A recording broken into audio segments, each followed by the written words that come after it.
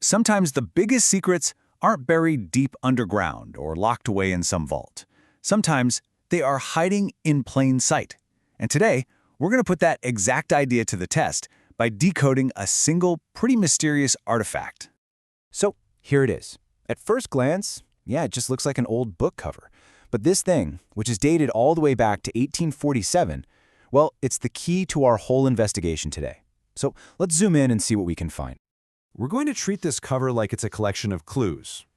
Every word, every single number is a piece of the puzzle. So the big question for us is, what kind of story is this thing trying to tell us about the group that made it? Okay, so our investigation kicks off with the very first word printed on this cover, and it just might be the most important clue we have for figuring out what this organization is really all about. Just look at that one word, constitutions. It's right there at the top, big and bold. Now, when we think about secret societies, our minds usually jump to, hidden rituals or ancient mystical knowledge. But this word suggests something totally different. Let's think about what constitution actually means for a second. It's all about order, rules, laws, a formal system of governance. It's the kind of framework you'd expect from an official, recognized body. And that right there, that immediately challenges the whole idea of this being some kind of chaotic, totally unstructured secret group. So, right off the back, this tells us we're not looking at a hidden journal or a secret diary meant to be kept under lock and key. No, this is a public-facing rulebook. It's designed to show legitimacy, to show structure. It's literally meant to be read and followed. All right, so let's move on to our second clue, the full name of the organization itself. What does the name they actually chose for themselves tell us about who they are, or who they wanted to be? And here it is, Free and Accepted Masons. Just like any name, it's absolutely packed with history and meaning. So let's really dig into those first two words, free and accepted. This is so cool because it basically tells the group's origin story in just 2 words.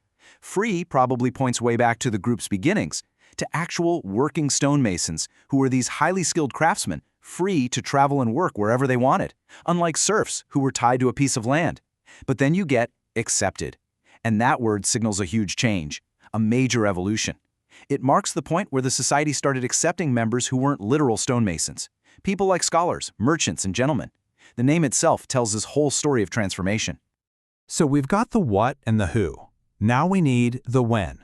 Our final clue is the date, printed clearly right there at the bottom of the cover. 1847. It's not once upon a time. It's not some legendary mythical age. It is a specific, concrete year in human history.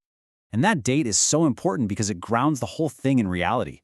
This isn't some timeless, mythical text passed down through the ages. Nope, it's a real, tangible document made by real people living in the middle of the 19th century. It basically proves this was meant to be a public record of its time. Okay, so we've taken a close look at the 3 main clues on this cover. So what happens when we put them all together? What kind of picture of this organization starts to emerge?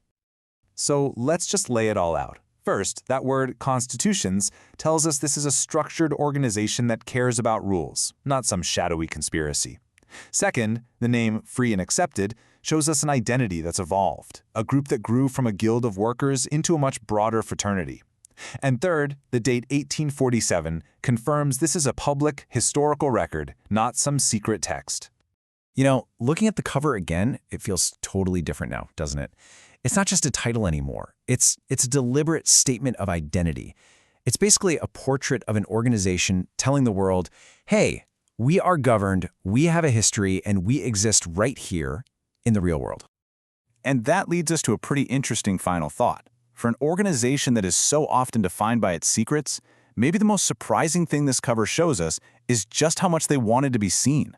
You have to wonder, maybe the biggest secret it reveals is that in a lot of ways, they weren't really trying to hide at all.